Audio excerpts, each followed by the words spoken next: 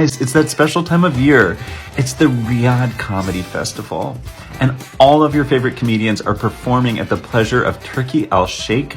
And he is the head of the entertainment authority over there. And he has so many people thrown in prison because they tweeted stuff he didn't like about the soccer team or whatever, that there's a wing of a prison nicknamed after him where they hang people by their heels from the ceiling. Now there's a law and people have been killed a lot. Let's not get our, moral panties yanked up, wedged high in our rumps. Human Rights Watch has been begging the comedians not to participate in the whitewashing of the horrors that are ongoing in Saudi Arabia. Ugh, what a cockblock Human Rights Watch is for comedy. Let's have some fun, let's have some yucks, and let's not look too closely at anything. I'm a hypocrite too. It's tight. They just went to the desert and just... They were asking me to go to the Middle East soon. What? Where? Why? Saudi Arabia and UAE, or Dubai. Dubai? I think I'm going to pass. Yeah. For the troops? Is it for the troops? Not for the troops. What? It's for the Saudis. For the Saudi princes? Yeah, and everyone's like, yeah, you should do it. Everyone's doing it. It's like, for Saudis? Yeah. Weren't those the 9/11 guys? So I thought. Aren't they exactly the 9/11 guys? It was Iran, wasn't it? Yeah.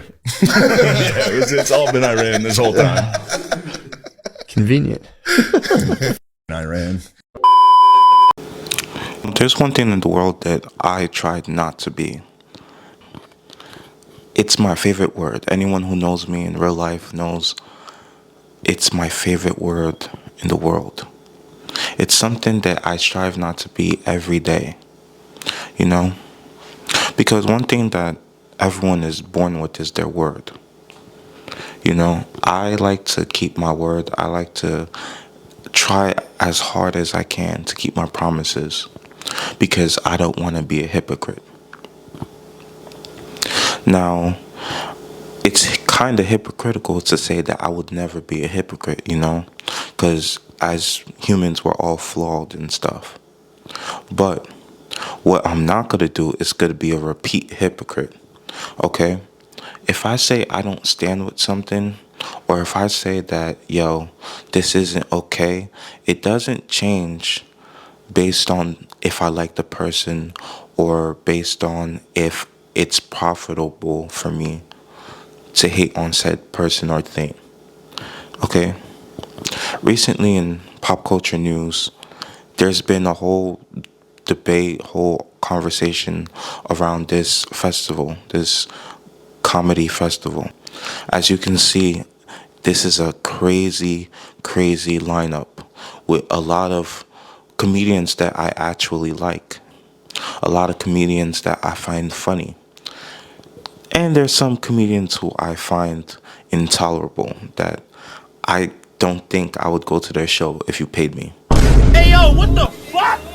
But a lot of people are upset at a lot of these comedians because a lot of these comedians, most of their material, most of their jokes, or even their come up, they're talking about how they don't want to align with the industry, how they are champions for free speech, how they're champions or conspiracy theorists against governments that tend to do evil things. And one of the worst, I don't know if a lot of you people realize, because I don't see a lot of people talking about it. A lot of these celebrities, a lot of these comedians, artists, whatever, people in the public spotlight, they hold no true allegiance. They only hold allegiance to themselves. Now, is that necessarily a bad thing? Not entirely, but for the most part, and how they parade themselves to be the symbol of morality is kind of crazy. A lot of people will support a movement because it's popular, and they'll support it and they will post it all over social media but not know anything about what's going on. Or if it's not posted on social media 10 times or posted by their favorite celebrity or whatever, they don't care. Like, think about it like this, right? What, do you know that there's still a war in Ukraine? I bet a lot of you people didn't realize that there's still a war going on over there. But because people don't post about it, because it's not a trendy topic, which is crazy, no loss of life or war should become a trend that people care about. But a lot of times in these days, a lot of people are super performative. Now back to the comedy festival. A lot of these comedians on this setup list have actively spoken against governments who do shady business or conspiracies with the government. But everyone's like cracking their neck because now those same people who were making hella jokes and spent hours talking about how corrupt government is, how evil certain political figures are and stuff like that, a lot of these people are willing to put aside their beliefs just because they're getting a bag. And this festival is hosted and it's going to be in the Middle East and I think Saudi Arabia. If I'm wrong, post edit Richard will fix it, you feel me? But it's like a lot of these comedians don't really hold their own weight. They don't follow what they're talking about. From Dave Chappelle to the most egregious person on this list, Bill Burr. Me personally, I think Bill Burr was one of my favorite comedians in the world. I personally think that Bill Burr is funnier than Dave Chappelle. I would say Bill Burr used to be my number one comedian. Just the rawness and the realness and just talking about things that most people wouldn't think to talk about. And he was really deep into like, hey, the world's a fucked up place, but we can make jokes about it. And there was always a sense of realism to his jokes. And he's always talking about like the Middle East, like the oil money that they get and all the shady business deals that they do and stuff like that. He spent hours talking about this just for him to show up doing a show for these people. You know, it's crazy wild work because I don't know if you guys know, there's active slavery going on over there also. But because it's not a trendy topic to talk about, people don't care. It floats by people's minds. Because let's be honest, a lot of people are hypocrites and a lot of people just go wherever the clout and wherever the money is.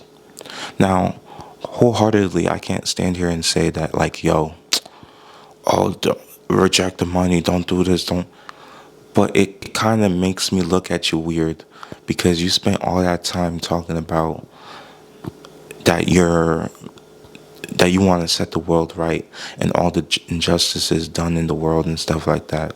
But you're actively participating the thing that you hated. You basically became the villain. You used to be the hero.